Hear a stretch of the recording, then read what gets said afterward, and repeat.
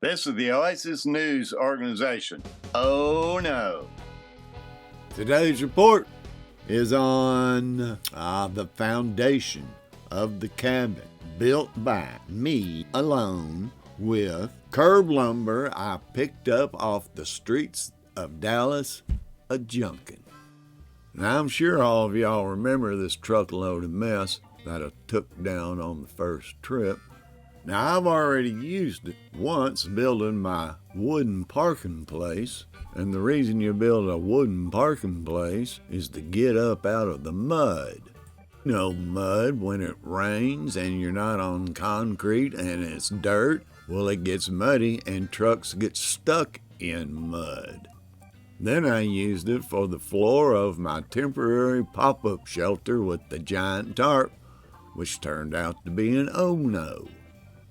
Trinidad was with me this weekend, so he and I walked up the RLB to pick out a spot for the cabin, and we picked it out. I showed him what trees to get out of the way and clear all the brush out, and he did a hell of a job. Now that was, let's see, this is 2020. That was 3 years ago, and that sumbitch hadn't been down there since, working. Oh, I guess I shouldn't have called Trinidad that because I love his mother. But you know what? Sometimes children just, hell, they're bastards, or they act like them. So the RLB's cleared up so I can drive the truck up there. And I got one last big old tree stump to burn, and I like fire, and I like to burn tree stumps. So I lay down 2x6s, 2 deep, get up off the ground a little bit. Take some other 2x4s running across them to keep them in place so when I'm walking around there I don't knock them off. And right up there at the top, that's the uphill side. And down here at the bottom of the picture is the downhill side. Over there in the right-hand corner there is the subfloor. And I made about 20 rectangular boxes out of fence panels. And then I trimmed them off with fence wood. I laid them all out there on the driveway in Dallas. The configuration came out to be 12 by 12, and I was tired of making those boxes, so I decided, you know what, I think a 12 by 12 cabin is just enough for me. I put down 3 of those subfloor sections, and you know, I'm pretty happy with it.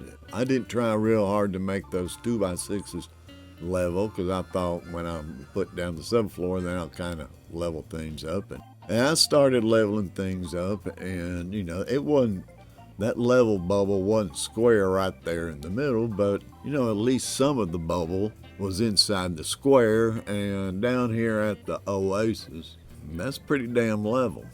When you start building your off-grid cabin, build yourself a workbench first. You can store all kinds of little tools underneath there. You can put your compound miter saw set up on top there.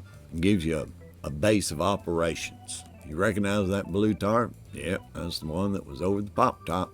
When you're down there on the off-grid, you're not using something, well, just store it away because there's a real good chance you're going to use it again. What's in your closet? I pulled this one out. Been around for a long, long time. I'm going to give you some hints.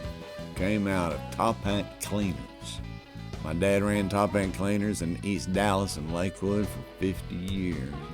Now it's made out of oak. It's conical shaped.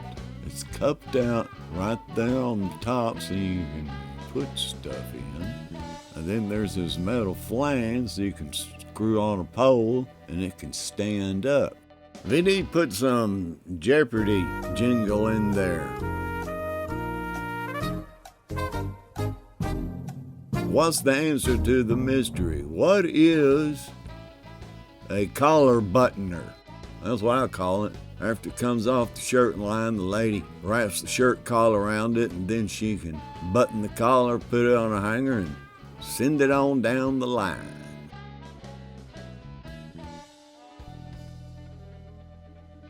I have completed my 12 by 12 foundation with all the different sizes, and then I went around on the outside with scrap lumber and connected everything, hold it all in place. Those areas back there in the right hand corner, Well, you see, there's kind of holes in there.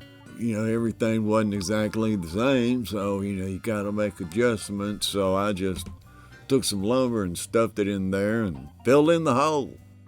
This is down the right side, so I went back and trimmed up all of those boards sticking out. That's what I used to kinda get it level. Here's the left side. I didn't have too much to trim off there. And then you can see here that I had to put a lot of mess in, while I'm going downhill from right to left. I filled in some more holes later on.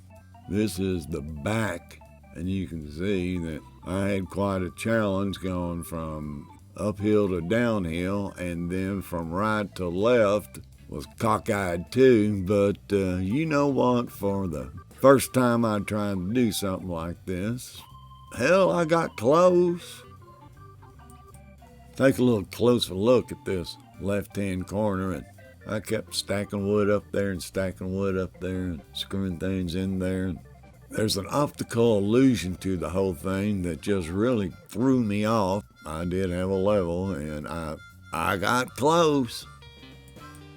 So I was gonna need a vapor barrier, so this white stuff was a pad for wall-to-wall carpet.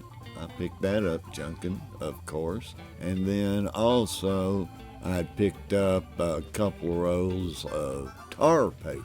Then after I got both of those down, I started putting plywood on top. I've gotten to this point and I'm feeling okay about myself. Maybe a little bit better than okay. What else is there to say? But, looks like I'm going to be able to walk on it and not fall through. Today's report is dedicated to a band I've been following since about 1970. They were known as Chicago Transit Authority back then, but now they're simply known as Chicago. From their third album, song Free, I just want to be free. I want to be free of all the hurt, free of all the pain. I want to just end these lonely hours, end these lonely days. I just want to be free. Down here at the OASIS, I don't have any lonely hours, although I am alone. I don't hurt, I don't have any pain. And when you're down on your off-grid, I hope the same for you. Remember, Onos, world peace begins at home.